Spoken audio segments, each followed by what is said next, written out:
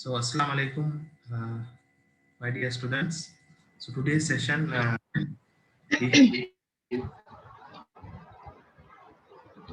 uh, uh, Miss Miss Shazni. So, she will be conducting right intake session. Miss Shazni conduct பண்ணுவாங்க economics. நாங்க ஏற்கனவே introduction பார்த்தோம். So, என்னோட miss வந்து மறுபடியும் ஒரு ரிவைஸ் செஷன் வந்து செய்வாங்க. அதோட உங்களுக்கு டியூப்ஸையும் அவங்க செஞ்சு அனுப்புவாங்க. இன்ஷால்லா நான் அதை இந்த வீக்ல எப்படியுமே நான் வந்து மீட் ஆவேன். நான் இந்த மேனேஜ்மெண்ட்டுக்கு சொல்லியிருக்கிறேன் எனக்கு ஒரு ஃபிசிக்கல் செஷன் வந்து தர சொல்லி. ஸோ அஸ்வருக்கு நான் பேசி அவரோட அரேஞ்ச் பண்ணிக்கிறேன் ஃபிசிக்கல் செஷன் வந்து. ஸோ அந்த செஷன்ல நான் டியூட்ஸ் இந்த வீக்ல நான் வந்து மீட் ஆகணும் அவங்களே. அப்போ economics, business studies and accounting டியூப்ஸையும் அதோட எனக்கு கொடுக்கலும். So miss Shasni, you can continue. You can use both languages, Tamil and English for that. So உங்களுக்கு ஏதாவது டவுட்ஸ் இருந்தால் பிரச்சனை இல்லாமல் பயப்படாமல் கேளுங்க. இன்ஷால்லா மிஸ் எக்ஸ்பிளைன் பண்ணுவாங்க. Okay, so you can continue miss. Thank you.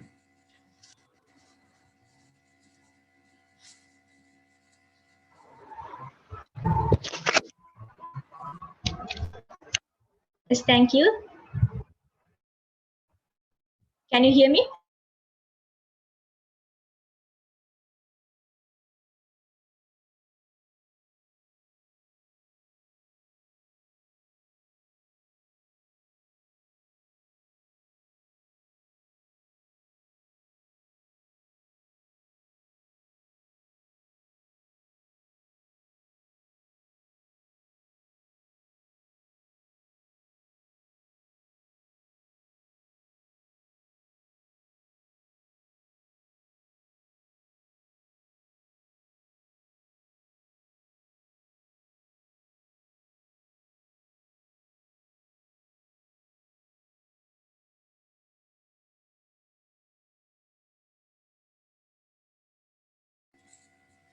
Be online. There is a small connection issue.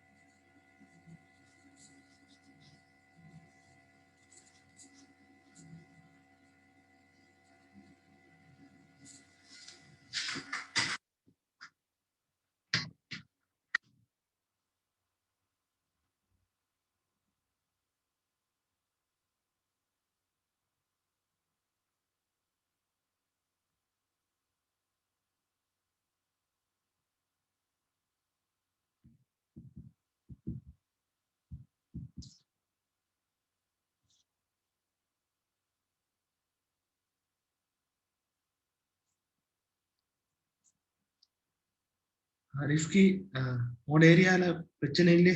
லாக்டவுனா? இல்ல சார். இல்லை,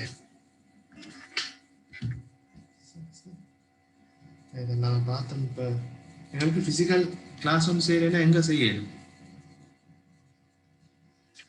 சார்? போன வீக்ல இருந்து வேற கிளாஸ் ஒண்ணு செய்யறதுக்கு இடம் பார்த்து கொண்டு தான் நினைக்கிறேன். ஆனா வந்து சார் நான் இடம் ஒன்று இன்னும் செட் ஆகல சார் எங்களுக்கு. ஸ்கூல் எப்படியும் கஷ்டமே. ஓ சார்.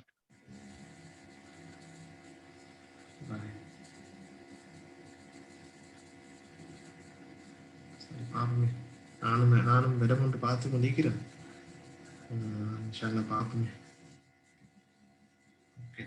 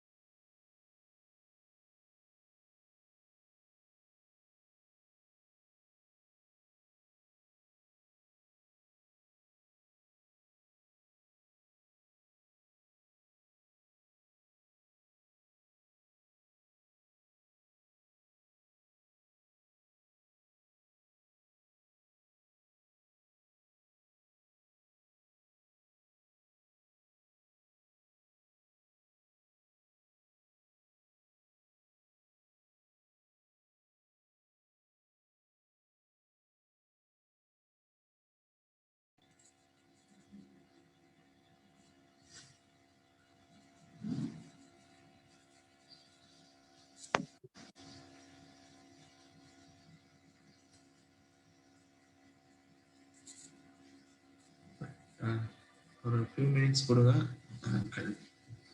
கனெக்ஷன் ப்ராப்ளம் வந்துருக்கு, அதனால ஒரு 2-3 minutes கொடுங்க.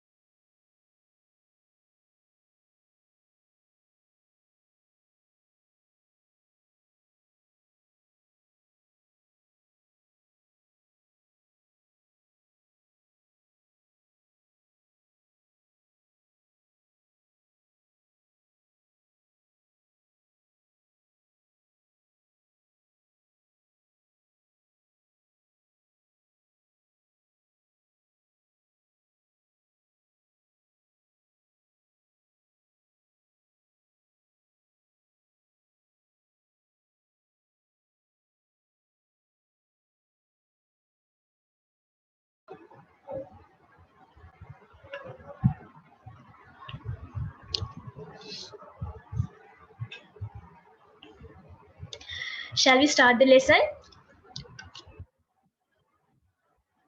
Sorry for the background noise. I'm Shazni Shamat. I'm still an undergraduate from University of Peradeniya. I'm in the 4th year. Then I'll be teaching economics session for hopefully for another 2 years. So there are how many people? 9 people. What happened to other 6?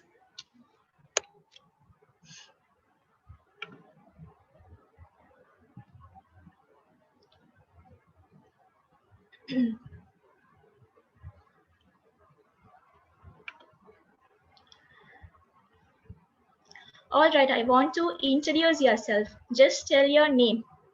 You can turn on your mic and speak, or else you can type. You can type in the chat box. Just tell your name.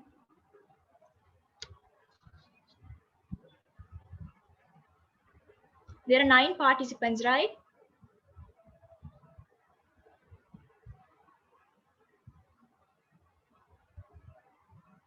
Just introduce yourself. Yes. Good morning, miss. Good morning. I am Shara. Hello, Shara. The other one is Bagas. Bagas. Is that your name? Bagas. I am Bagas. Okay.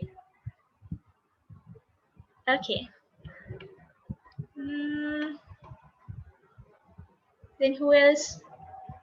Introduce yourself. Zahara. Riyadh. Sorry, Raid. Others? I am Asma. Hello, Asma.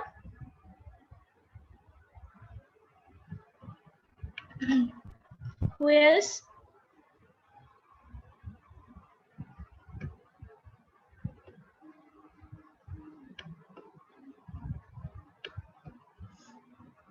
Introduce yourself.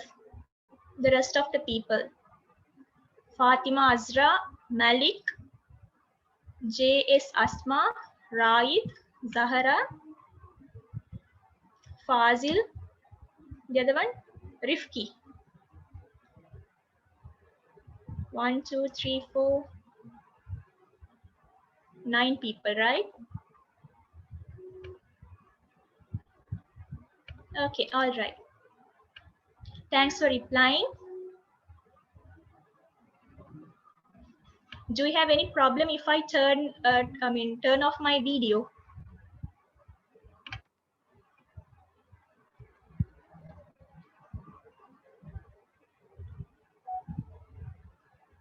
Okay. Okay, thank you. Thank you, Shata. Okay.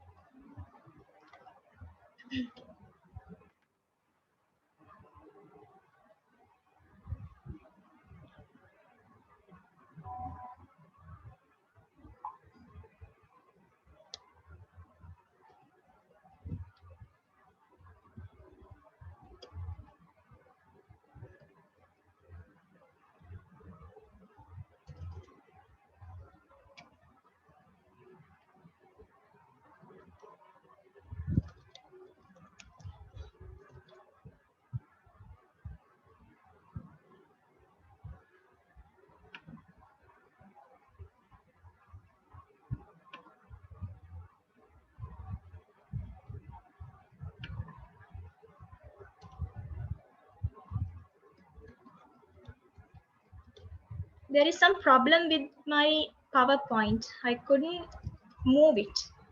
Give me some time.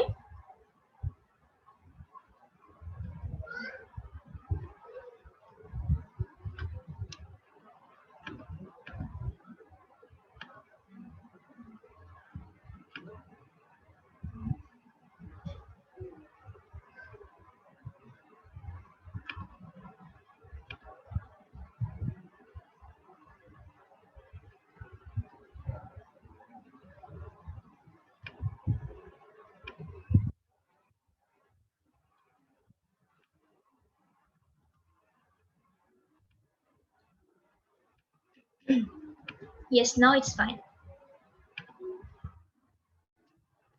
Okay.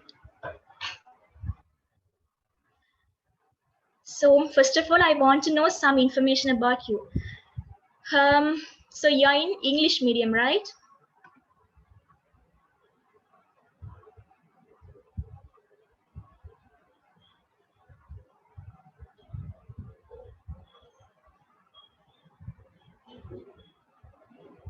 Hello?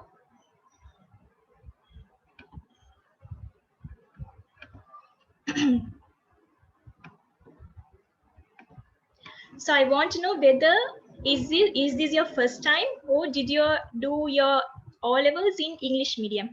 நீ O level English medium ல செஞ்சீங்க இல்லாட்டி Tamil medium?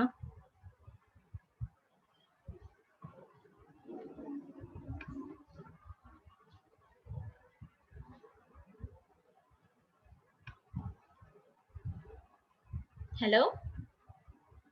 Can you hear me?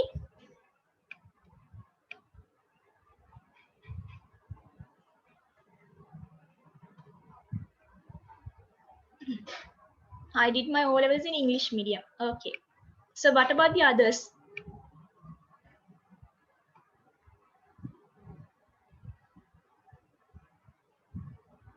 I did in English medium. Okay.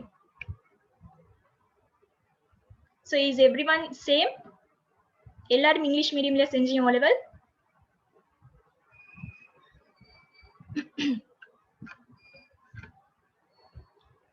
Rifki Tamil medium. Okay. So it's a mix, right? There are people from Tamil medium as well as English medium. Shara Tamil medium. Okay.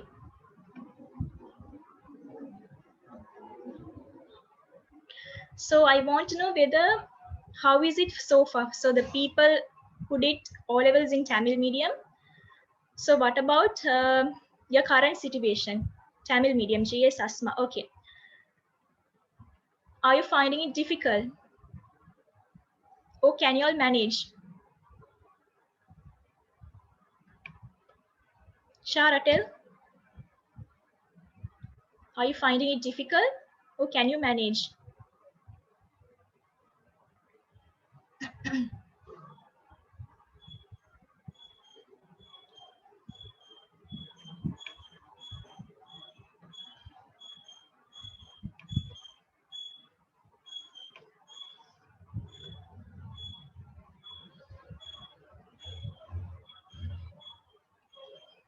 All right. So to be honest, I also did my O levels in Tamil medium. Till O level, I did my studies in Tamil medium, and then in A levels. Give me one second. Sorry.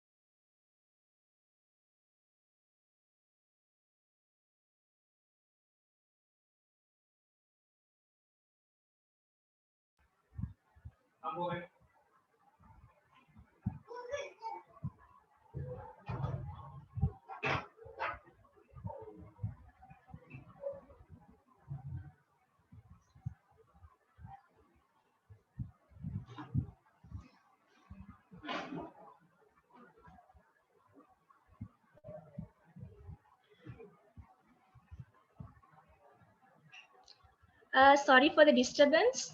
There is a kid in my home, my sister's son. Sorry. Yes. To be honest, I did my O levels in Tamil medium, and in A level, I came to the English medium. So, to be honest, at the beginning, I found it very difficult. But still,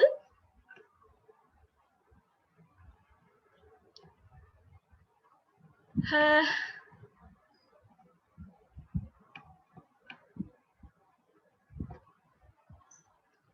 yes. So, but still, I managed to pass and get good results. So that's what I'm saying. So everyone, y'all can do, whether it's in you're from Tamil medium or English medium, you can do. So the only thing you have to do is you have to do the self study. So in school, in classes, the teachers can teach, but at the end, you have to go and study by yourself. So by studying by yourself is not just memorizing. Just read whatever you have learned that day. Even after finishing your lessons from your school, you have to go and read it by yourself. Everything you have to read. Then only you will get some ideas. So just reading is also self-study. Okay, so at the end, self-study is what matters. So shall we start the session?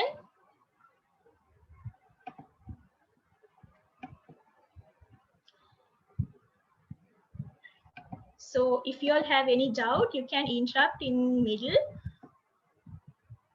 and ask any questions if you want. Okay. So here I am going to discuss about the foundation of economics.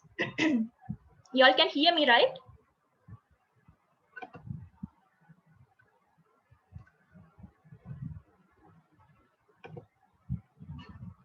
Hello?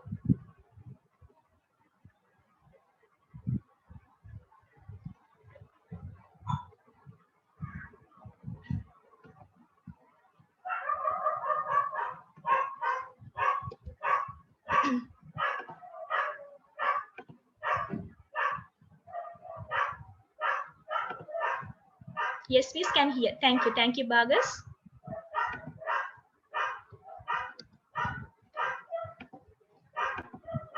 So in this session, I'm going to talk some foundations of economic. So first of all, I will tell what is economic. Then there is something called economic behavior of people. People have economic behavior by nature. Sorry for the sound background noise. Yes, so why it is called that people have economic behavior. So I will teach about that. Then economics is known as a social science. So what is meant by social science and why economics is known as social science? So I will tell about that. And learning economics is important. Even arts people also learn economics, right? So why this economics is regarded as very much important. Then economics can be divided into two types. One is microeconomics and the other one is macroeconomics. So I will talk about those two topics, and every economic statement can be revealed in two manners. One is positive statement, the other one is normative statement. So I will tell about that as well. So tell me, how many of you all have studied economics in your school? Yes.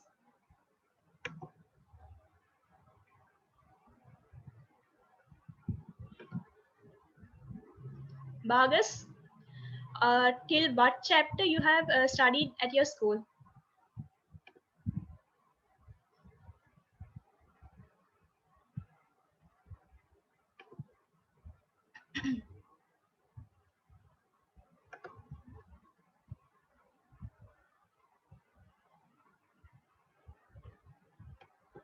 Till what chapter you all have studied in your school? I want some reply. I want to know.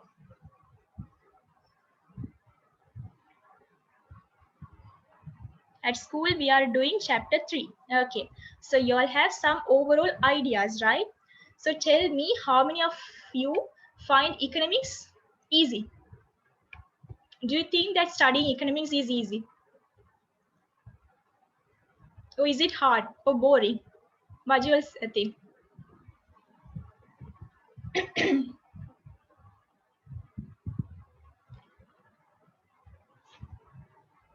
I just want to know your mindset. Just tell, is economy easy?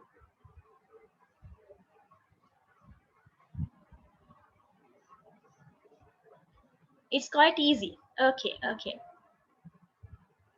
What about the others? Easy or difficult? If it's 50-50, okay. What about the others? Zahara, Shara, how do you feel?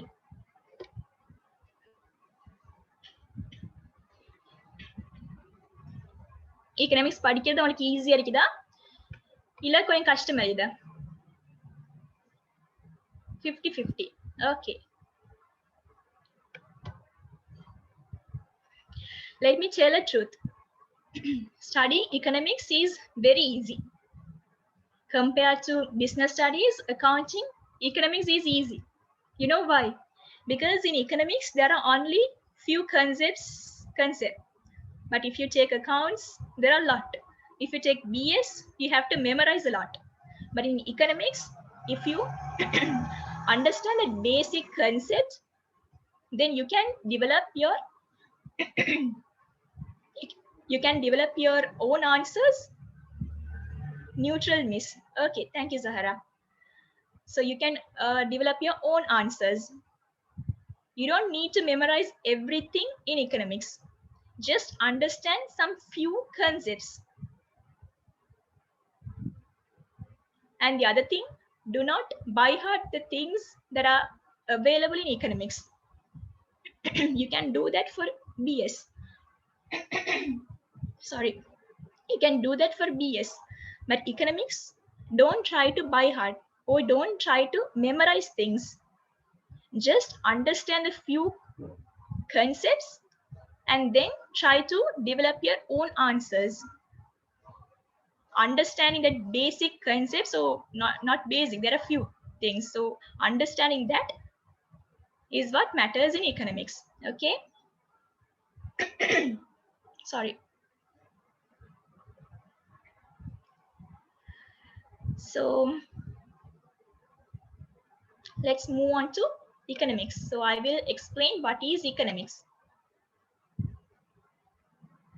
So in economics there are a lot of definitions, you know.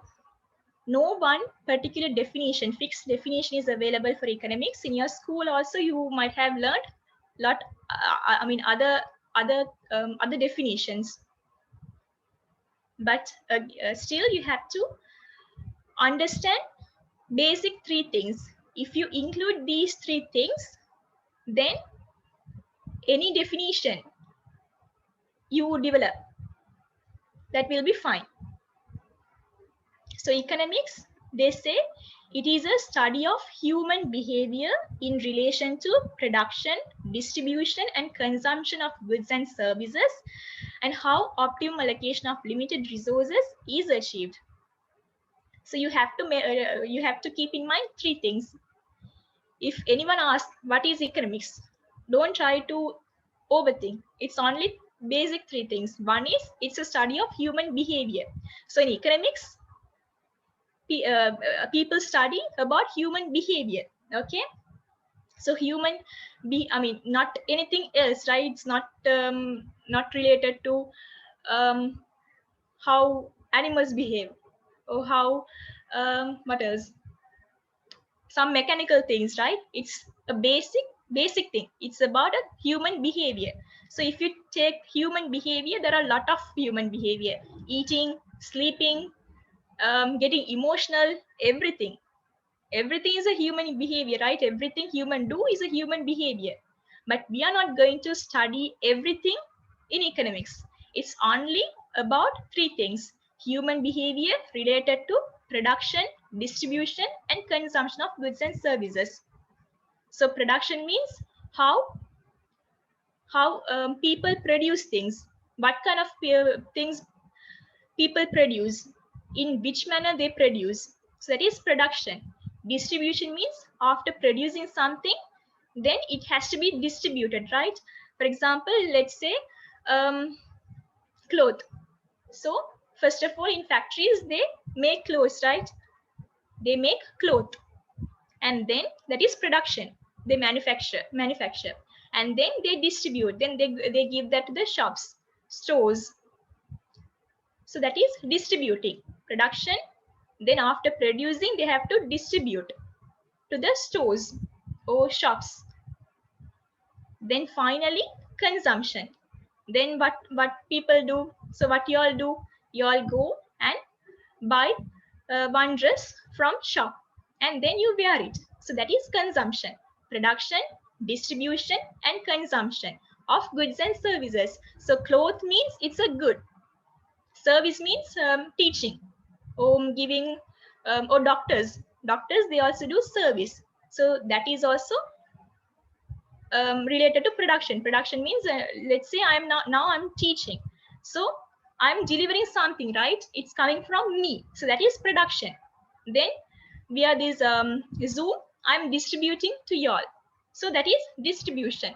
Then consumption. Consumption means at the end, y'all taking notes, okay, or understanding whatever I'm saying. So you're consuming whatever I'm giving, right? So it's consumption, production, distribution, and consumption of what? Both goods and services. That is one part. So it's a study of human behavior about what? Production, distribution, and consumption of goods and services. And then the other part is how optimum allocation of limited resources is achieved. So one part of economy is about that study of human behavior in relation to production, distribution, consumption of goods and services. One part. The other part is it talks about how people allocate their resources in an optimum manner. So optimum means favorable. Okay. So you all know that resources are limited. If you take money is a resource, right? Money is a resource. Oil, natural resource. So each and every resource is limited. You cannot consume the resource, one particular resource, over and over again for a long time. At one point, that resource you won't be able to consume anymore. It will be over. So resources, they are limited. But if you take human needs and wants, they are unlimited, right? So people, by nature, we are not satisfied with one thing. Soon after we satisfy one particular need, we always search for another and try to satisfy that particular need. Likewise, our needs and wants, they are vast. There are a lot. So, but in economics, what they do is they try to allocate these limited resources to the unlimited needs and wants in an optimum manner. Optimum manner means very favorable manner. Since resources are limited, but human needs and wants are unlimited, we need to be able to allocate these limited resources in a very favorable manner. Then favorable manner to satisfy this unlimited needs and wants. So these two parts are very important when it comes to defining economics. So you can straight away tell that economy is a study of what? Human behavior. Human behavior in relation to what? Three things: production, distribution, and consumption of goods and services. And the other part is, so how? So this production, distribution, consumption of goods and services needs to be done in a manner where these limited resources can be optimum or favorably allocated in order to satisfy unlimited human needs and wants. That is economics. Two parts. Keep these two in mind. So these three economic activities: production, distribution, consumption. So these three are known as economic activities. You will be hearing these three words over and over and again during these 2 years. So keep these three in mind. These three are known as economic activities, basic economic activities: production, consumption, distribution, and consumption of goods and services. Three basic economic activities. So do you have any doubt? If you have any doubt, or if you want to clarify anything, you can ask me.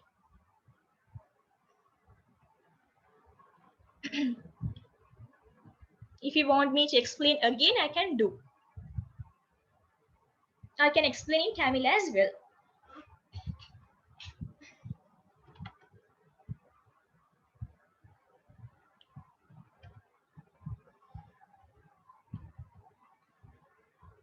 Did you understand what I said?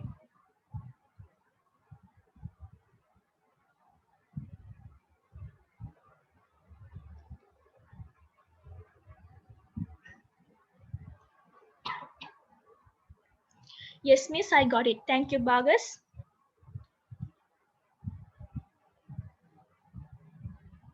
Hope I'm pronouncing your name right. Bagas, right? Rifki. Yes, thank you.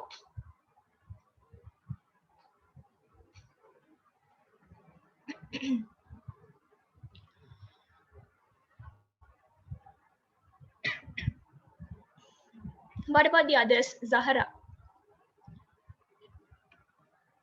Is it understandable? Or am I too fast or too slow?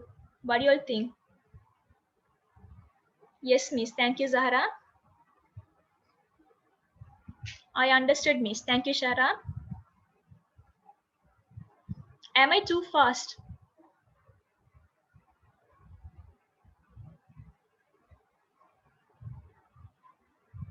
No, miss. Thank you, Shara. Bagas, no, miss. Thank you.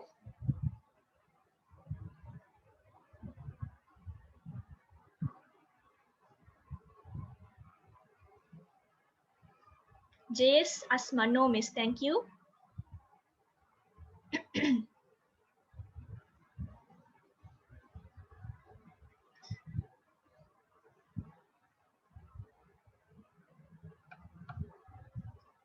So if I'm too fast, you can tell me, okay?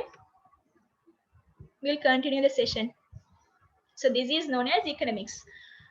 So as I have told you, these three parts you have to keep in mind when it comes to economics.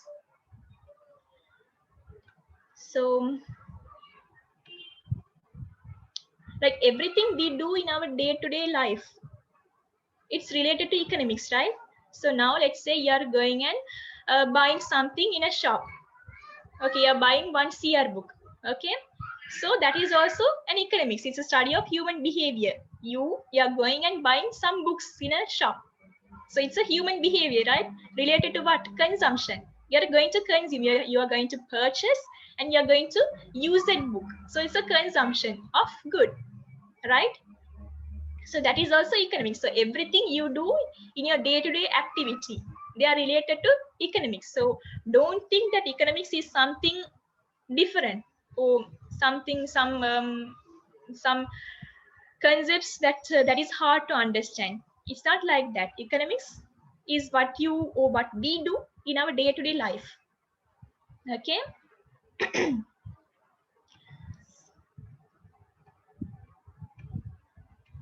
Now let's move on to the other one, economic behavior of people. So I told that people have economic behavior. Or we can call people behavior as an economic behavior. Why is that? Let's say one example. You're going to a bakery and you're going to buy a bread. Okay. So why you're going to buy a bread? Because you want some food. You're feeling hungry. You want to eat something, eat some food. So that is why you're going to the bakery in order to buy bread. So that hunger, that is a basic need, right? So you need to, there are some basic things that must be satisfied in order to survive, in order to people survive. Food, shelter, water, clothes, those are very basic needs. Each and everyone needs to satisfy that basic need in order to survive. So those basic activities people need or people have to satisfy somehow is known as needs. Okay, so that is, yeah. So if you take the needs, you can divide into two things or two categories. One is physical need, the other one is mental need. Okay, so needs, There is something called physical needs. The other one, mental needs. So physical needs means what? The needs that can be directly fulfilled by the consumption of goods and services are called physical needs. That is, these needs you can directly satisfy by consuming, by using some food, goods or services. For example, if you take our previous example, going to the bakery in order to buy bread, because you're feeling hungry, you want some food. So soon after you eat that bread, your basic need, that hungry, will be satisfied, right? So that is called physical needs, very physical. Once you consume the goods and services, your need will be satisfied. That is physical needs. The other type of need is mental needs. So that is something related to our mental, cognitive thing, or emotions, we can call another thing. So these needs cannot be directly fulfilled by the consumption of goods and services. By just eating one bread, you won't be able to satisfy these particular kind of needs. These are different. For example, spiritual development, love, kindness, you won't be able to satisfy them by the consumption of goods and services. You need to do something else, right? So those are mental needs. So this economic behavior is directly linked to the physical needs. So they say the physical needs are activities and behavior performed by people to fulfill physical needs and wants using limited resources are called economic behavior. So they're just linking this definition of economics with behavior. Behavior to satisfy these physical needs. So each and every activity performed to fulfill these physical needs and wants, they are called economic behavior. You're going to bakery to buy a bread in order to satisfy your basic need for food. That particular activity, you're going and buying a bread. That is an economic behavior. Okay, you're simply going and buying a bread from a bakery is an economic behavior. So these activities performed by people to fulfill these physical needs and wants using the limited resources. They're just same as this one. Here, optimal allocation of limited resources. They're linking the same thing here to satisfy using these limited resources, all the activities and behavior performed by people to satisfy these physical needs using limited resources are called economic behavior. So you keep in mind that it's related to physical needs and wants. That's important. That is known as economic behavior. Okay.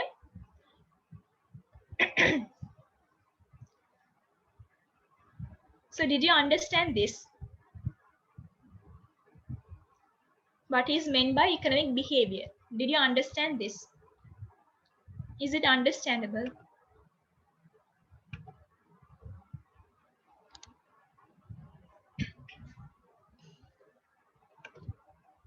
Yes, thank you, Rifki.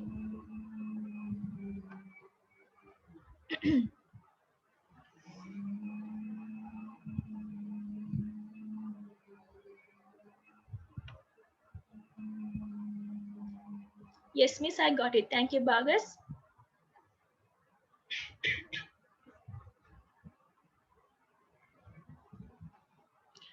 Rayid, yes, miss. Thank you, Rayid.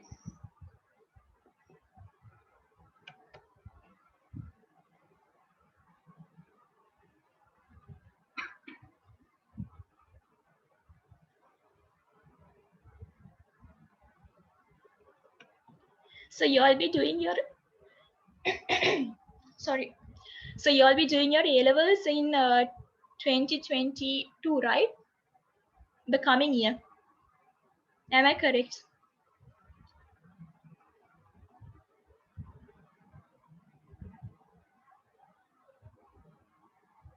Zahara, yes. Okay. Okay. All right. All right.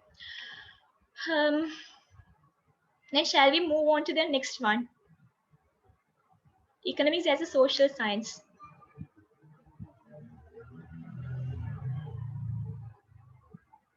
Bagas, yes, thank you, Bagas.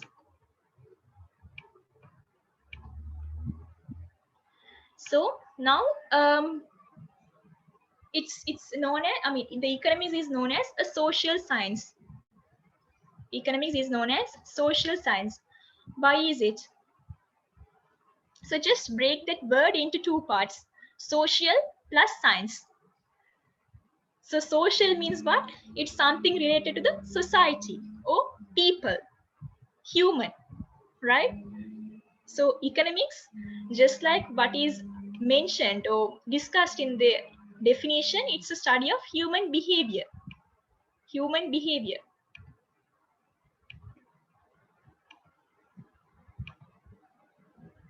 So economics also, they are studying the human behavior in relation to, as I have mentioned previously, production, distribution, and consumption. So it's something related with the human society. And also it studies how people behave in solving the struggle between satisfying unlimited desire to own goods and services and resource limitation. Again, they are mentioning something from the definition: optimum allocation of limited resources. So, I mean, society to society, from country to country, the resource available resources are different, right? In India, they have different resource compared to the people from Japan. So again, the needs from the needs of people in India is different compared to the needs of people in Japan. So but still, the resource, if you check the resource, country to country, they are limited. So people always struggle to satisfy their unlimited needs and wants, since the resources, available resources are limited. If the resources are unlimited, people won't struggle, right? They will satisfy whatever their needs and wants. But since the resources are very much limited, people struggle to satisfy their unlimited desires. So in economics, the economists study about this: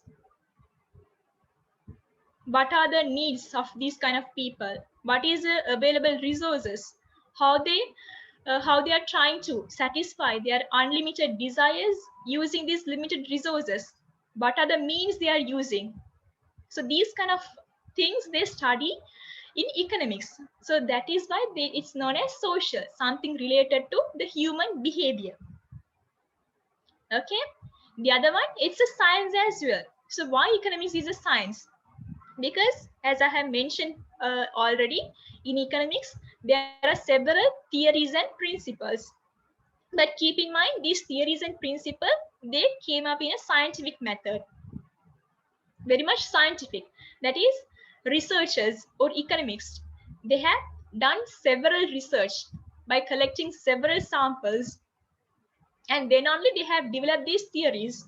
It's not something come at once, like arts. Like art, that's related to creativity, right?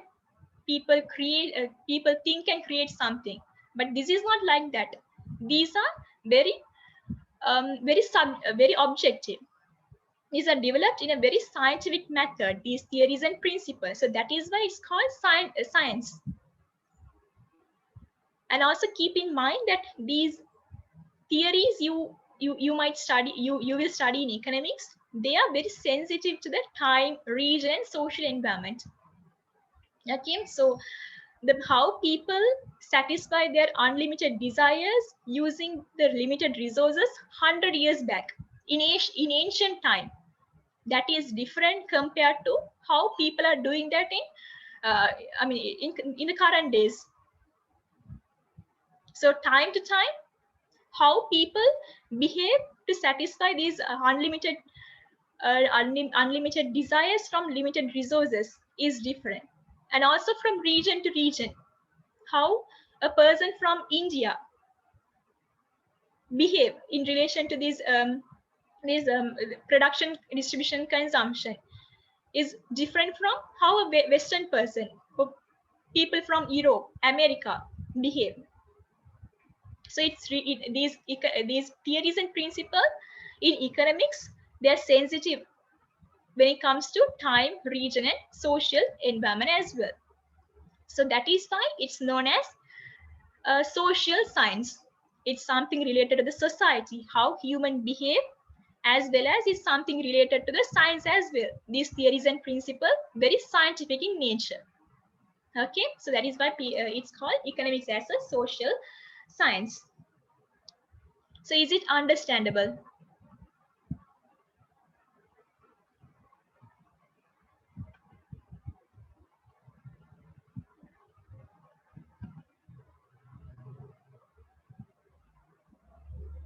So there may be some questions, maybe. Economics as a social science, explain. So if a question comes like that, you need to be able to explain in this manner. Just understand that basic words like human behavior related to production, distribution, consumption, and the resource limitation. So just understand these basic concepts and you can develop your own answers and write in your exams. Don't try to memorize all the time. Understand the basic things and develop your own answers.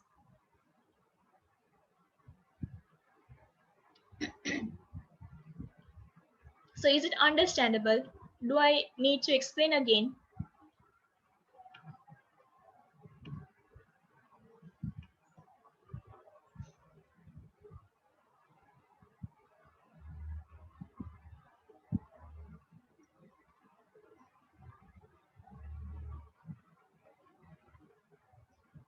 I need response. Do I need to explain again? I'll ask from Shara. Is it understandable, Shara?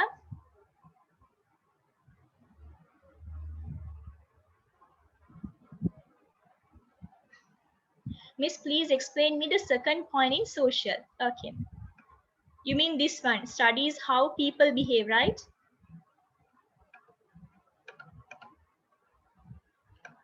Okay. So, as I have mentioned in the definition, here, the second one, optimum allocation of limited resources. That is, the needs, as I have mentioned previously, very unlimited. Needs and wants of human, they are unlimited. Agree or not? It's unlimited. But if you take the resources are very limited. For example, money. Money you cannot spend. Let's say you have 100 rupees. You want to buy a cloth. You can't buy a cloth in 100 rupees, right? Okay, 1,000 rupees. You have 1,000 rupee and you want to buy a shirt. And also you want to buy a trouser. But can you satisfy both? Can you buy both using 100 rupees? It's hard. You can only buy one thing, either a shirt or a trouser, right? So there is always a struggle between satisfying these unlimited desires, unlimited wants, but your resource, the money you have, it's very much limited. So resource is limited, but your needs and wants, they are unlimited. So there are people always struggle in between the solving the problem to satisfy their unlimited desires, since the amount of resource, the amount of money, that is limited. The amount of money they have is limited, but the desires they have is unlimited. So there is always a struggle to satisfy these unlimited desires using the limited resource. So in economics, the economics, so yes, the economics basically they study about this. So how the people behave. So for example, let's assume they which one you will select, buying a shirt or buying a trouser. If you're selecting the choice of buying a shirt, then they will study why is it a basic desire of people, will everyone choose like this. So these kind of things they study. So that is why it's known as, I mean, also this is related to human behavior. This struggle between satisfying these unlimited desires using limited resources, done by who? The human. So that is why it's known as something related to the social, the society.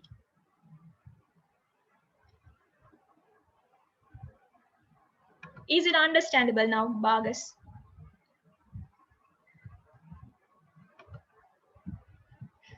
Okay, Miss, I understood. Thank you, Bhagas. Am I pronouncing your name correct, Bhagas?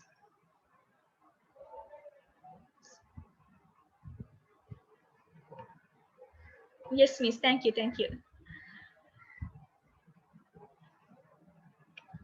Shall we? I want feedback from other people as well.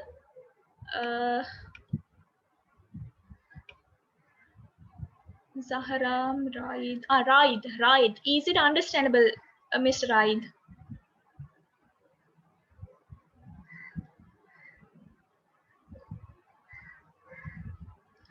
Yes, Miss. Thank you. So if you have any doubt, you can leave it in the chat box, okay? Or else you can turn on your mic and talk.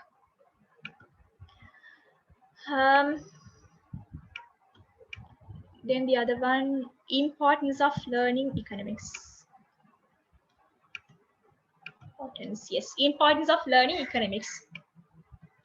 So economics, studying this economics is very important. Why is that? Because as it's mentioned in the definition, it's something related to the society. So by just studying about this, you can understand the society. What is the needs and wants of people in the society? How they are behaving to satisfy the needs and wants? What kind of needs and wants that needs to be given priority? So you can have a general understanding about the society by studying this economics. That is to understand the society. The other one, to understand the global affairs, explain the internal operations and trade policies of countries. That is, as I have mentioned, country to country, how people behave to satisfy their unlimited desires is different. And based on that, the policies come up with by politicians, they differ. So yes, to understand these global affairs, how the people in global satisfy their unlimited desires, what about their production, consumption, and distribution, what kind of trade policies developed by the politician in that particular countries. So like that, you can globally go and study about that. That is the next point, to understand the global affairs. The other one, to be an informed voters. Understanding economics develop wise voters.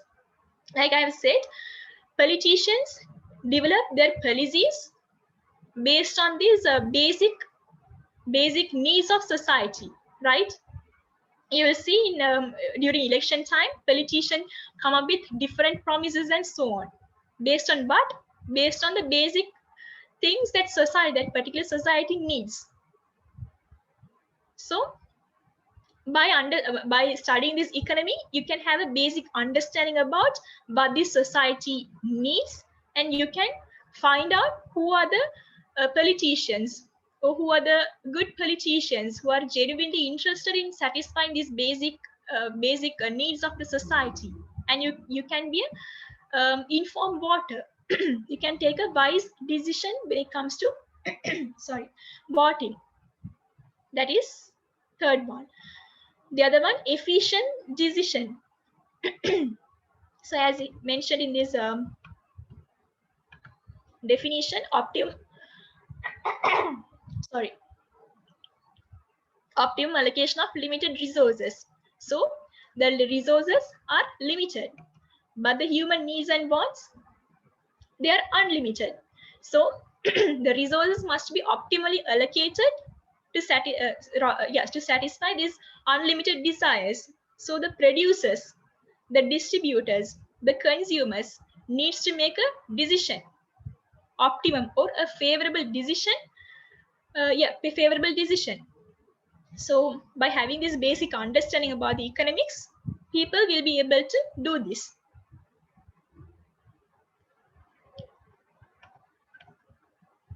So that is why it said studying economics is very important. You can understand about the society, you can understand about the global affairs. Globally, you can understand the global the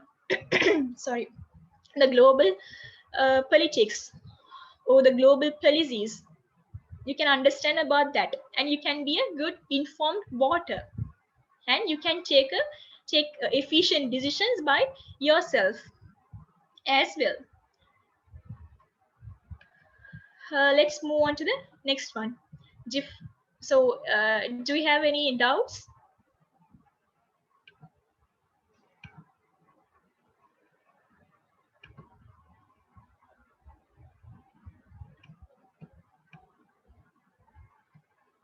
Is it understandable? I'll ask from Shara. Shara, is it understandable?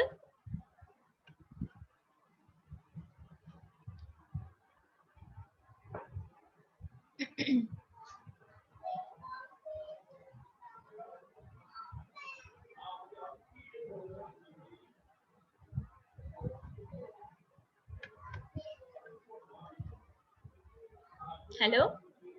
Is it understandable? Bhagas, is it understandable?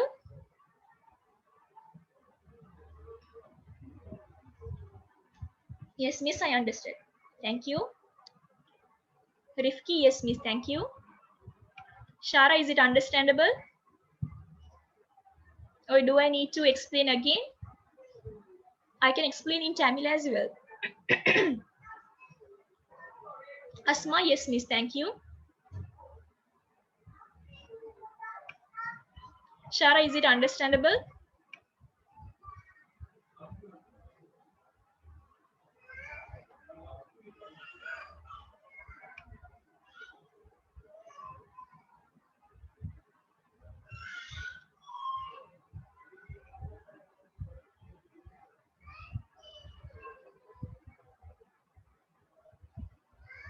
Where is she? Is it understandable, Shara?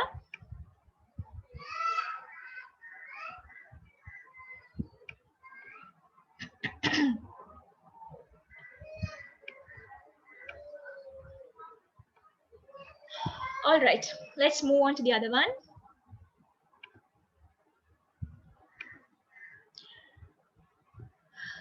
Okay, difference between microeconomy and macroeconomy. So economics, you can divide into two categories. One is microeconomy, the other one is macroeconomy. So just like the name suggests, micro means what? Small. So it looks things at very small level. But macro, something big, macro. So economics relate to something small units. Macro is that is related to something big. Sorry. So microeconomics, they say studying the behavior of small units of an economy, such as each sector, institution, persons that consist each sector of an economy, and economic variables separately, such as consumers, laborers, verbs, and government. Okay. So economy, we can find out three kind of sector: government, the individual, and firms. So we can look things from a very minimum level onwards, like taking one particular firm and studying their behavior. What is their production cost? What is the price they come up for their products?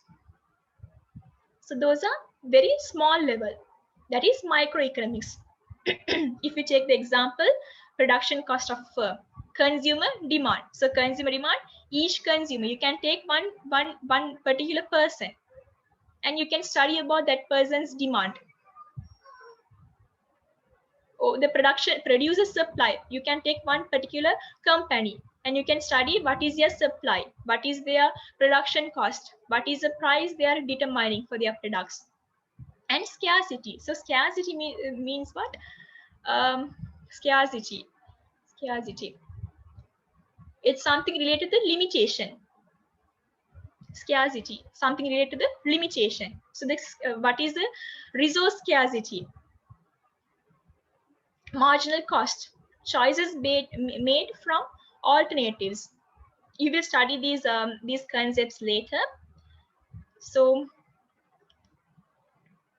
studying from this basic point onwards, taking one particular institution and studying about that particular institution's production, the price they are determining, or taking one person in an economy, or let's say whole consumers, just taking whole consumers and studying their consumer demand. Consumer demand for, let's say, phones, consumer demand for phones, studying about that. So that is microeconomics, very small level they study. The other part is macroeconomics. So macro means something big, studying the behavior of the aggregate economic units of an economy. That is sum of small units of each sector, institutions, and persons of an economy.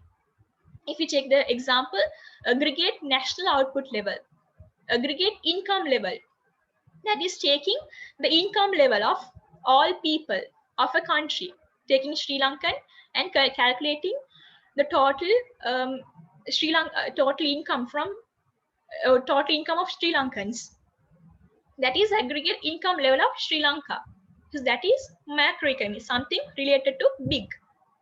But if you take one person, let's say, okay, one person, and studying that person's income level, that person's consumption, that is micro, something related to small units. And inflation, that is inflation of a country. Employment level, what is Sri Lankan's employment level? How many people or percentage of people who are unemployed in Sri Lanka?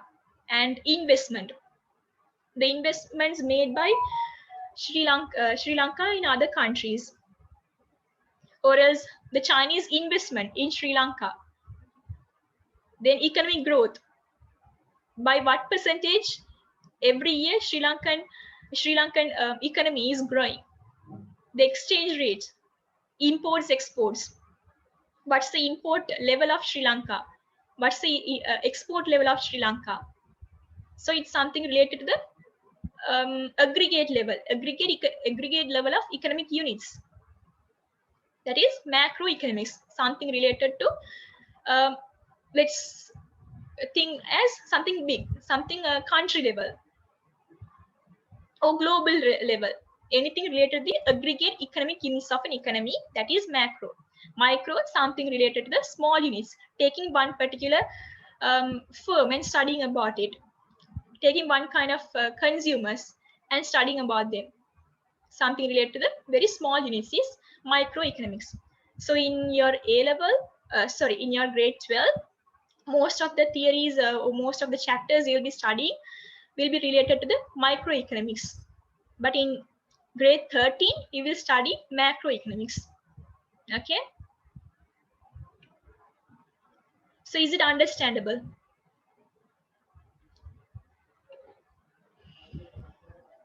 Did you understand the difference between macro and microeconomy?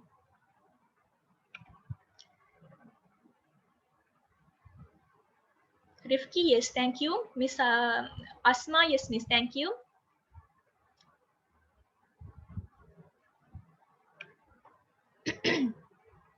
Raid, yes, miss. Thank you, Raid.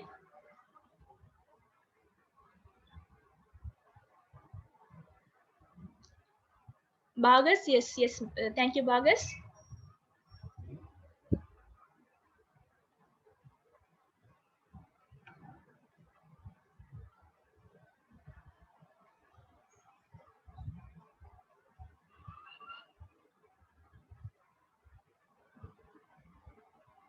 Miss, what is meant by aggregate?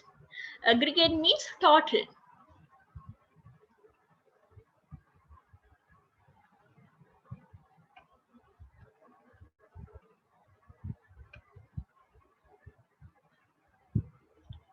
So if you want me to explain anything in Tamil, you can tell as well. Okay.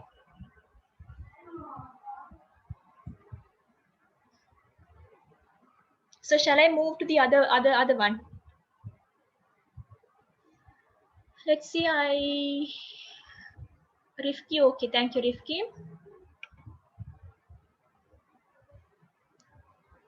Participants only 7. What about the others? There were 9 people in the beginning, if I'm not mistaken. 2 have left. I think it's one is Shara, the other one I don't know. Fazil. Is it understandable, Fazil?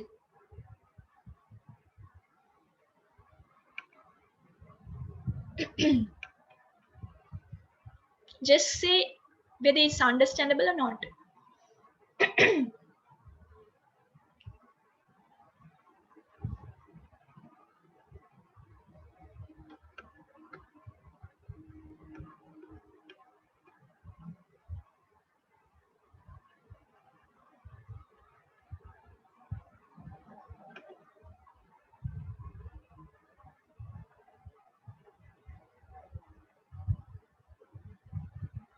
I want feedback from Fazil as well as Rimaz.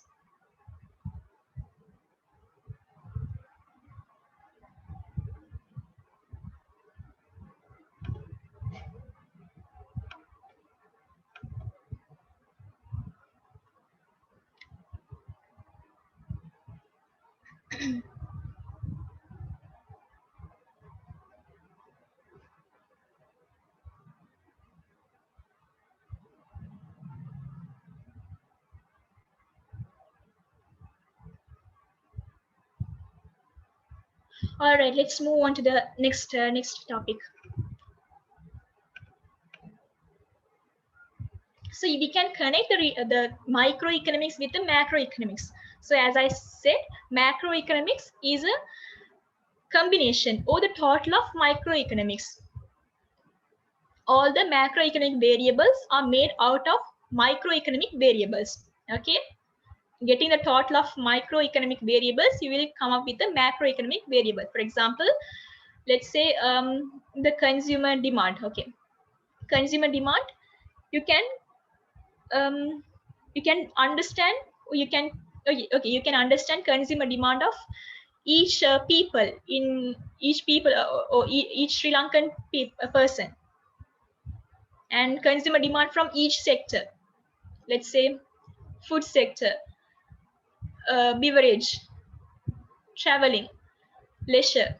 You can calculate the demand of consumer demand of all these sectors and come up with the total demand of that particular economy.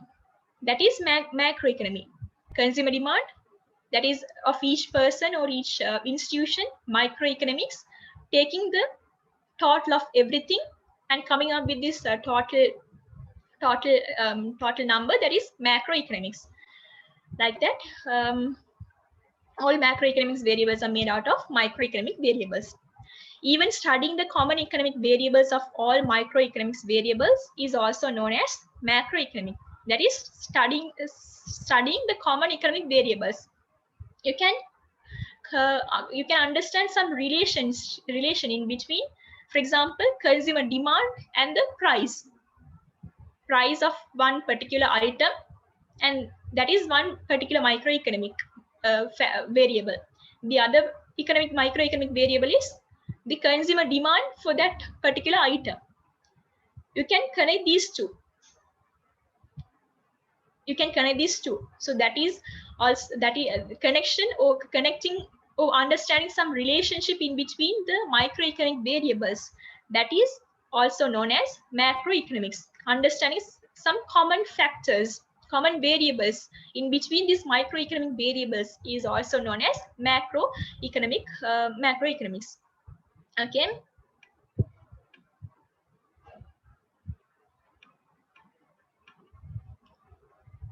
Did you understand this?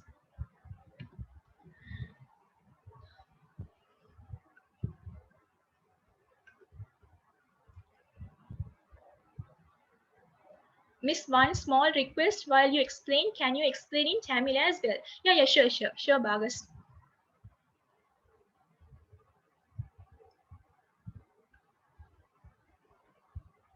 So did you understand this one, the relationship between micro and macroeconomics? Microeconomics-க்கும் macroeconomics-க்கும் இடையில இருக்கிற தொடர்பு என்ன? இத பத்தி understand பண்ணீங்களா? திருப்பி நான் explain பண்ணுமா?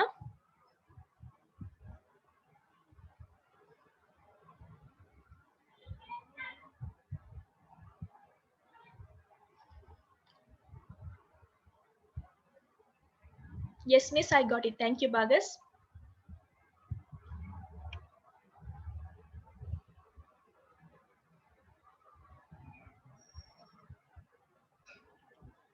What about the others?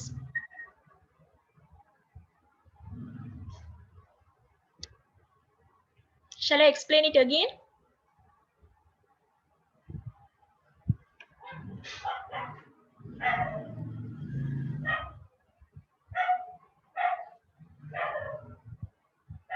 Asma, is it understandable? Zahara, miss, when will be session over? Session, give me another 10 minutes maybe. I have one topic more.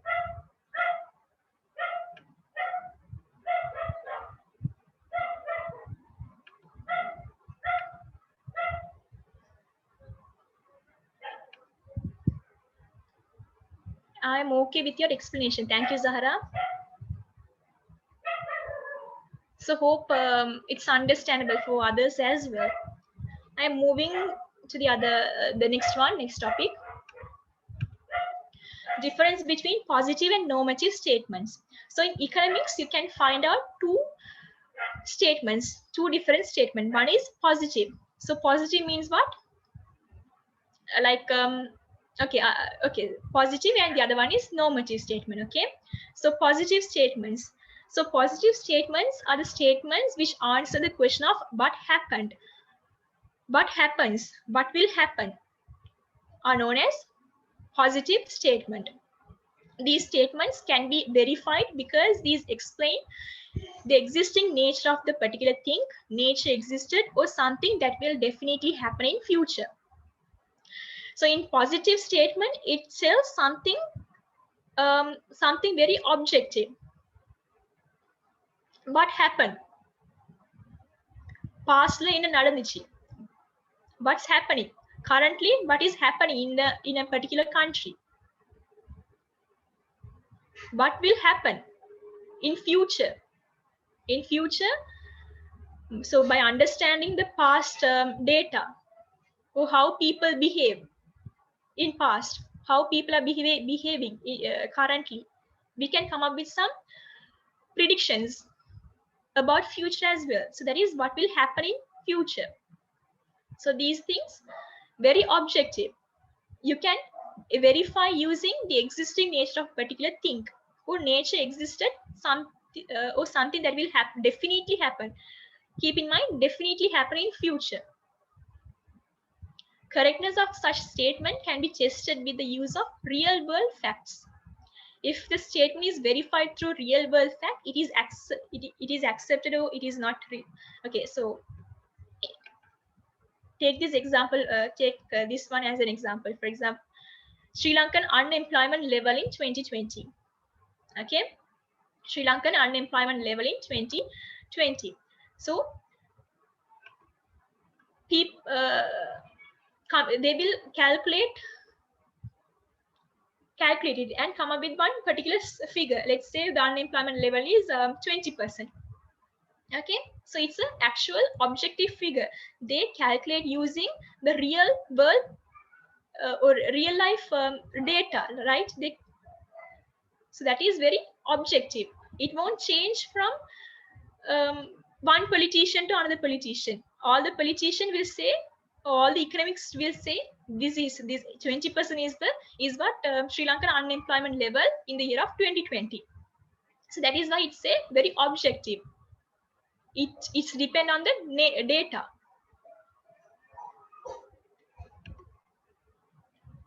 So that's what in the first sentence you can understand what happens, what's happening, what will happen. These are very positive, direct, very objective. It won't change from one person to another person because it's based on the real data of what is happening in this world or what is happening in this country. They collect a sample, they collect sample, go through those data and find out, and they will find out one particular figure that is based on the real facts. So we can verify this.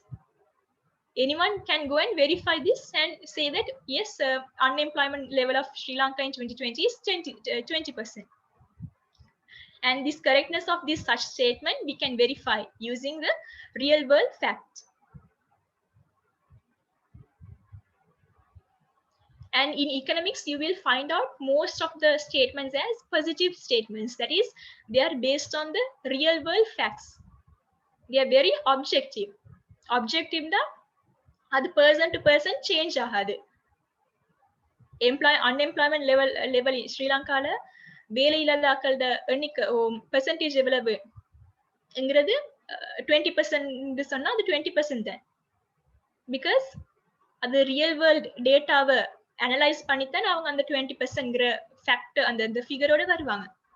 So it's very objective. Objective means அது ஒரு ஆள்ல இருந்து இன்னொரு ஒரு ஆள் சொல்றதும் மத்த ஆள் சொல்றதும் எப்பயும் சேமா தான் இருக்கும். Okay, and is objective. So there is something another term called subjective. So subjective means what? It's different. But one person says different from the another person says. Like ஒரு ஆள் ஒரு கருத்து சொன்னா மத்தவர் இன்னொரு கருத்து சொல்லலாம். ஒரு ஆளோட கருத்து மத்த ஆளோட கருத்தை விட வேற இருந்தா அதுதான் சொல்றது சப்ஜெக்டிவ். பட் ஒரு ஆளோட கருத்து மத்த ஆளோட கருத்தோடையும் ஒத்து போறதுன்னு சொன்னா அது objective. Okay, keep that terms in mind. Objective, subjective. Objective எப்பயுமே ஒன்றா தான் இருக்கும். Subjective person to person, but people say is different. That is subjective. Example, positive relationship between money supply and price level. So you will study this in future. Negative relationship exists between price and quantity demand. Hope you might have studied this. So price kum quantity the demand kum எப்பயுமே ஒரு negative.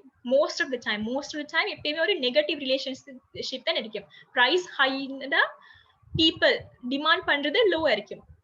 price low னா people அந்த பொருளை நிறைய consume பண்ணுவாங்க, நிறைய வாங்குறதுக்கு நிறைய வாங்குவாங்க. ஸோ ப்ரைஸ் லோண்டா demand most of the time high இருக்கும்.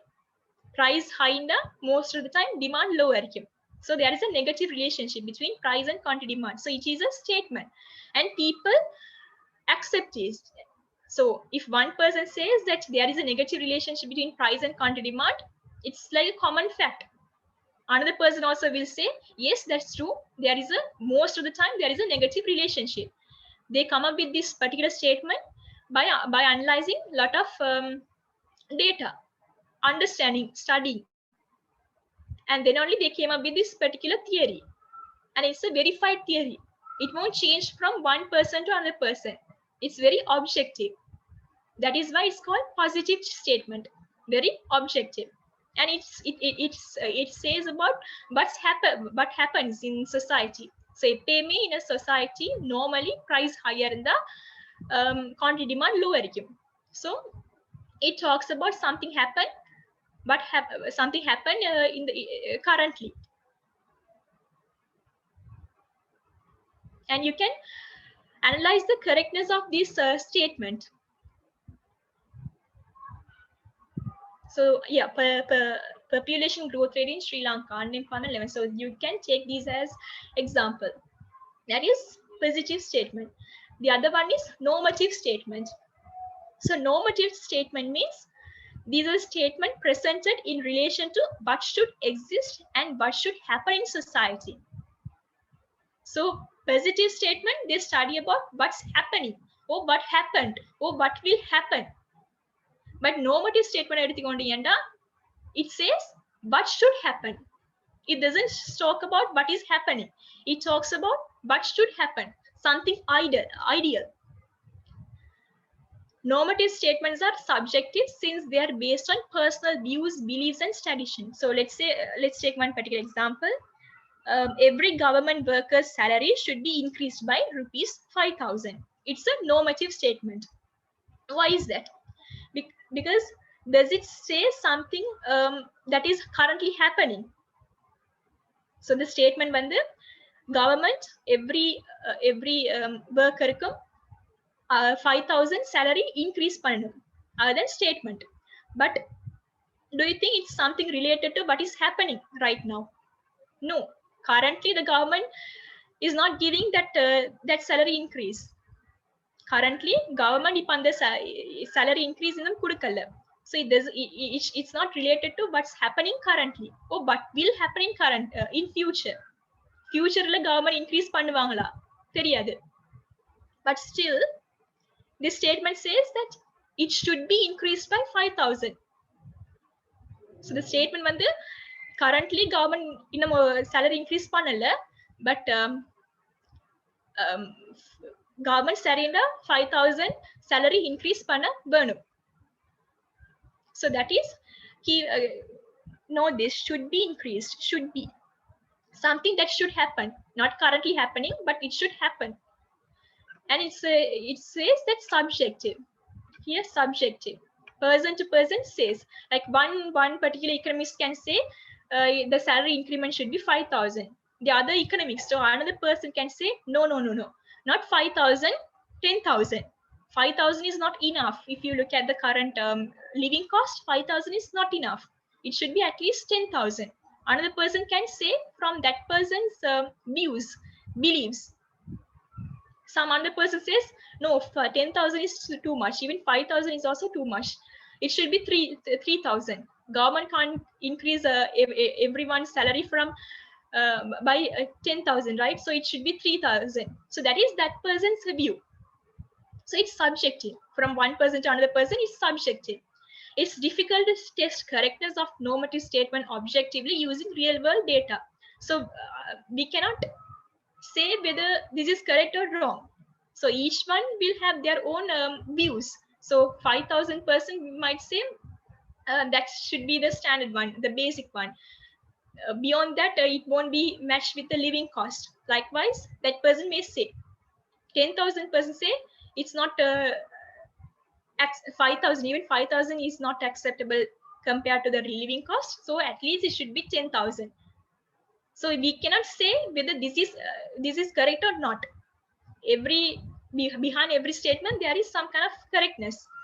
So testing the correctness, whether 5,000 is correct, whether 10,000 is correct, whether 3,000 is correct, we cannot test that. And test பண்றது கஷ்டம். Overall அந்த ஸ்டேட்மென்ட்க்கு பின்னாடியும் ஒரு ரீசன் இருக்கு. So 5,000 தான் சரியான அமௌண்ட், 3,000 or 10,000 சரியான அமௌண்ட் இல்ல. அப்படி டெஸ்ட் பண்றது, அப்படி ஜட்ஜ் பண்றது ரொம்ப கஷ்டம் when it comes to the normative statement. And normative statements are important in economic policy analysis. So economic policies normally it's based on normative statement. That is I mean government அவங்களோட economic policies determine பண்ற நேரம் first normative statement வச்சு தான் determine பண்ணுவாங்க. Okay, 2025, in 2025 Sri Lankan unemployment level should be 10%. So That will be their policy statement. So based on that only, they will come up with some policies. So in order to reach the 10% unemployment level, we should do these things from now onwards. So these normative statements are very important for economic policy decisions as well as analysis. Okay, so the basic economic decisions in the normative statement base பண்ணித்தான் அவங்க கொண்டு வருவாங்க.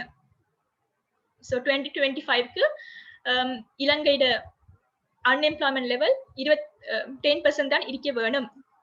So keep in mind that வேணும், that it should be, that in every normative statement you may find out something like this. There should be,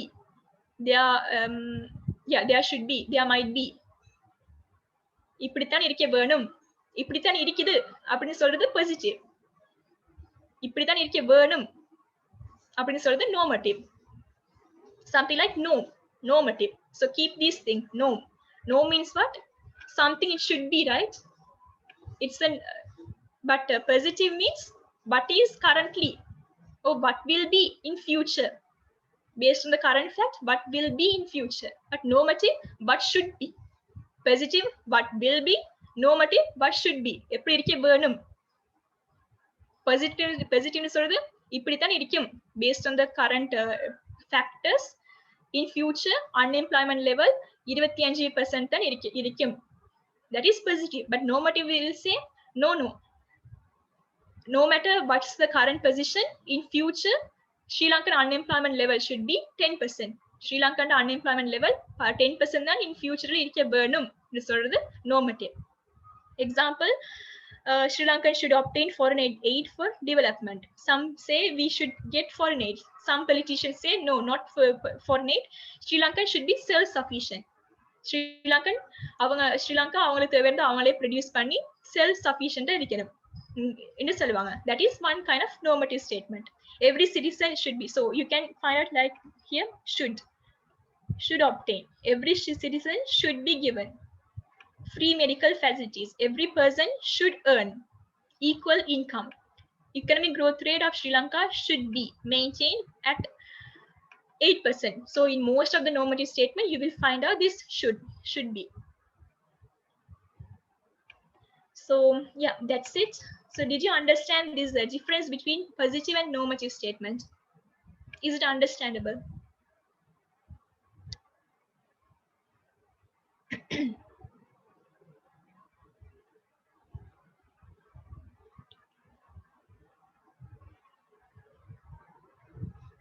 Zahra, is it understandable?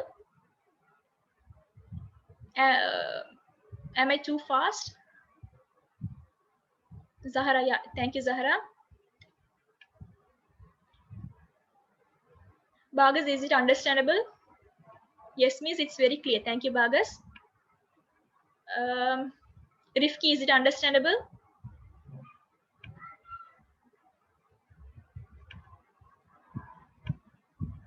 Yes, miss, thank you, Rifki.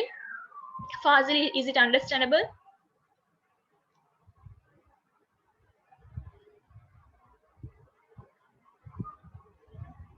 I didn't get any reply from Fazil from the beginning onwards.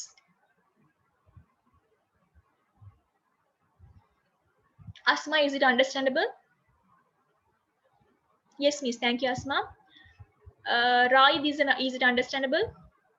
Is everything clear from the beginning onwards? Yes, miss, thank you, Raid.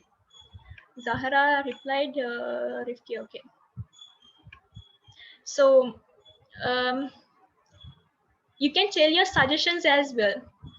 So am I too fast, or am I explaining too much, or am I explaining too little? Based on that I can improve, and yeah, based on that I can improve.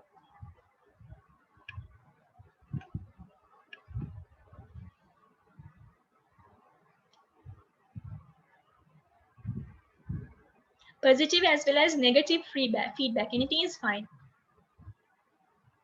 Is it okay, or am I do I need to change anything?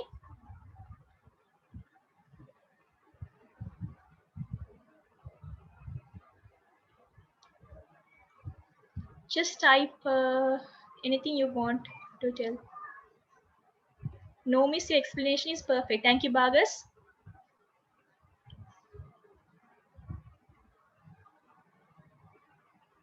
So do you need this these slides?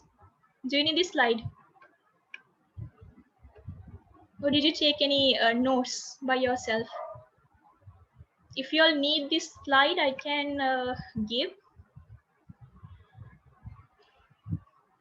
Or are you okay with taking notes? Then that is also fine.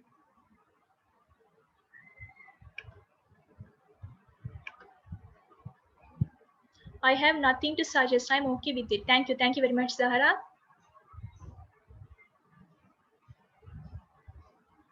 Am I explaining too much? Or am I explaining too little?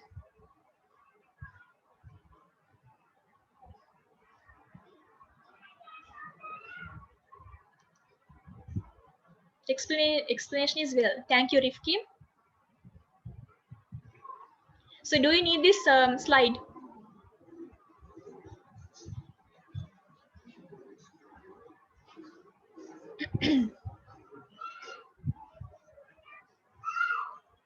Yes or no?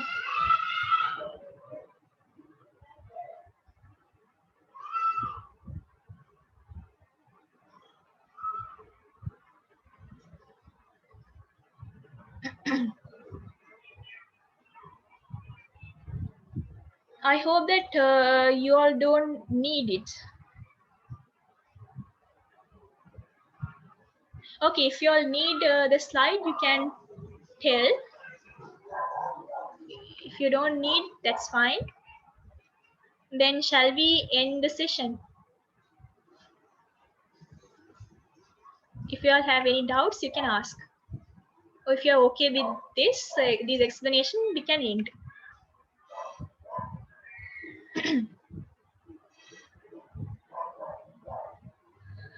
Are you okay with everything? Shall we end the session? Bagas? Shall we end the session?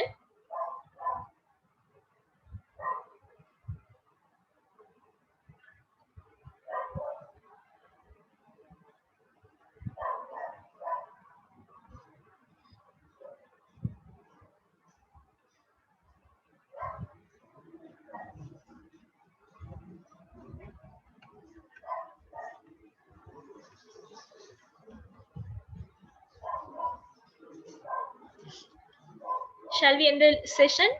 Zahara?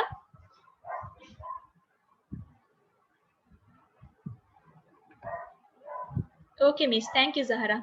So hope everyone is fine with the explanation. And we'll end the session then. Then inshallah, see you all next Sunday. The same time. Okay. Sorry for the delay today. Okay, thank you. I'm ending the session. See you all next Friday, next Sunday.